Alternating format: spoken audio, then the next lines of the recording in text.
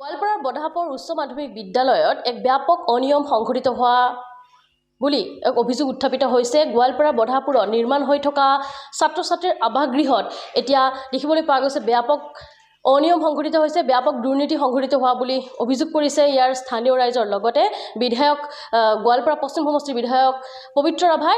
আজি আমি ইয়াত উপস্থিত হৈছোঁ আৰু পৰিৱেশ দেখুৱাম আৰু যিহেতু অতি নিম্নমানৰ কাম হোৱা বুলি আচলতে অভিযোগ উত্থাপিত কৰা হৈছে, আমি পৰিৱেশ দেখুৱাইছোঁ আমাৰ কেনেধৰণৰ আছে যে ইটা ব্যৱহাৰ কৰা হৈছে এই গোটেই বিদ্যালয় আৱাসগৃহৰ যি নিৰ্মাণ কাৰ্যত ছাত্ৰ ছাত্ৰীৰ আৱাসগৃহত য'ত আচলতে চিমনি ভাটা ইটা ব্যৱহাৰ কৰিব লাগে তাত আচলতে এনেধৰণৰ যি বাংলা ভাটাৰ ইটা ব্যৱহাৰ কৰি নিৰ্মাণ কাৰ্য চলোৱা হৈছে, য'ত ৩,৯০,০০,০০০ টকাৰ ব্যয় সাপেক্ষে এই গোটেই প্ৰজেক্টটো লোৱা হৈছে বা নিৰ্মাণ কাৰ্য চলাই থকা হৈছে।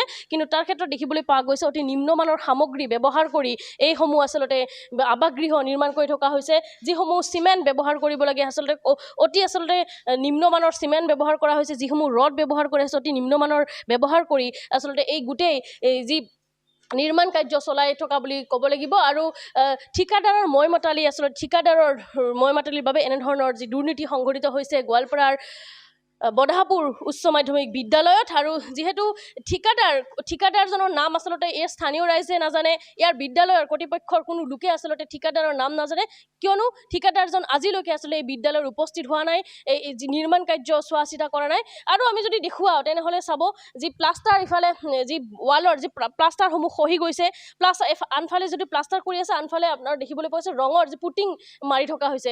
নিৰ্মাণ কাৰ্য সম্পূৰ্ণ নহওঁতে আচলতে এনেধৰণৰ কাম যি কৰিছে আচলতে এক গুৰুতৰ অভিযোগ উত্থাপিত কৰিছে ইয়াৰ স্থানীয় ৰাইজে। আৰু এই ক্ষেত্ৰত দেখিবলৈ পোৱা গৈছে যে মোৰ পশ্চিম গোৱালপাৰাৰ যি বিধায়ক পবিত্ৰ ৰাভায়ো আহি এই গোটেই ঘটনা আচলতে পৰ্যবেক্ষণ কৰিছে আৰু এই যি দুৰ্নীতি হৈ আছে তাৰ আচলতে তেওঁ তদন্ত ঘোষণা কৰিছে। আমি ইয়াৰ বিদ্যালয়ৰ আচলতে প্ৰধান শিক্ষকগৰাকী আছে, কথা পাতিবলৈ যত্ন কৰিম, যিহেতু ছাৰ আপোনাৰ কাম চলি আছে ছাত্ৰ ছাত্ৰীৰ আৱাসগৃহ কাম দেখিছোঁ আমি বহুতেই নিম্নমানৰ হৈছে, আপোনালোকেও কৈছে যে নিম্নমানৰ হৈছে কাৰণে যোৱাকালি আমাৰ এই পবিত্ৰ ৰাভা পশ্চিম বিধায়ক পশ্চিম গোৱালপাৰা তেওঁ আহি দেখিছে আৰু তেওঁ বহুত চাই চিতি অসন্তুষ্ট হৈছে। আমিও এই কাম কৰা মানুহবিলাকক মিস্ত্ৰীবিলাকক আৰু মেনেজাৰবিলাকক তেওঁলোকক আমি কৈ থাকোঁ যে এনেকুৱা নহয়, ভালকৈ অলপ কামবিলাক কৰ, কাৰণ আমাৰ বিদ্যালয়ৰ কথা ছাত্ৰ ছাত্ৰী থাকিব, গতিকে বেয়া বস্তু দিলে আমাৰে বেয়া হ'ব, গতিকে হ'ব বুলি কৈ নাই তেওঁলোকে আমি বহুত ইটা ৰিজেক্ট কৰি দিছিলোঁ, কিন্তু আমি নথকাৰ সুযোগ লৈ সেইবিলাক তেওঁলোকে লগাই দিছে, ইটাবিলাক লগাই নাজানো তেওঁলোকেতো চিমনি বুলিয়ে কয়, কিন্তু ইটা কোৱালিটিটো সিমান ভাল নহয়, এনে দৌৰিলে ভাঙে এইটো আমি শুনামতে 3,90,00,000 টকা হ'ব। আমি ইষ্টিমেটটো বিচাৰিছিলোঁ কিন্তু আমাক দিয়া নাই এতিয়ালৈকে।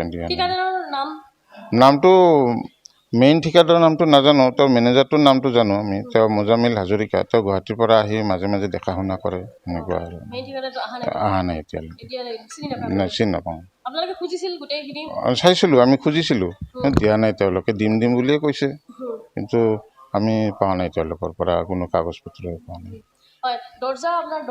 দৰ্জাবিলাকো ডিব্ৰুগড়ত দিছে, বাখল উঠি গৈছে এনেকুৱা আৰু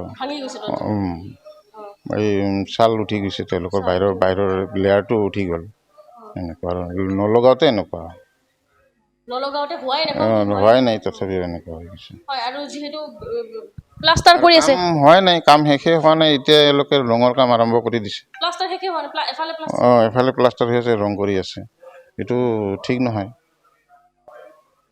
হয়, নিশ্চয়কৈ ক'ব লাগিব, আমি পৰিৱেশ দেখুৱাইছোঁ আৰু কেনেধৰণে আচলতে এই নিৰ্মাণ কাৰ্য চলি আছে গোৱালপাৰাৰ এই বধাপুৰ উচ্চ মাধ্যমিক বিদ্যালয়ৰ যি ছাত্ৰ ছাত্ৰীৰ আৱাসগৃহ। আৰু ক'ব লাগিব য'ত ৰডসমূহ য'ত 16 mm ব্যৱহাৰ কৰিব লাগে তাত 12 mm ব্যৱহাৰ কৰিছে, যিসমূহ আচলতে ইটা ব্যৱহাৰ কৰিব লাগে সেইসমূহ ইটা উন্নতমানৰ ইটা ব্যৱহাৰ কৰিব, তাত আচলতে নিম্নমানৰ আচলতে ইটা ব্যৱহাৰ কৰিছে।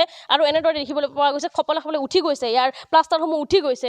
আনফালে যদি দেখুওৱা আমি যি দৰ্জাৰ যিসমূহ কাঠ আচলতে কাঠৰ খপলি এনেদৰে উঠি যোৱা পৰিলক্ষিত হৈছে।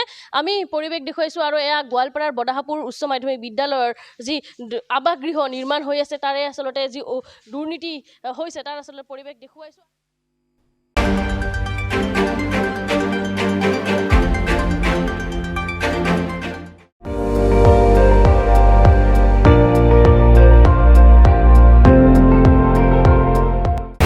আপুনি চাই আছে ND24 সৰ্বশ্ৰেষ্ঠ নহয় সৰ্বোত্তমৰ দৌৰত।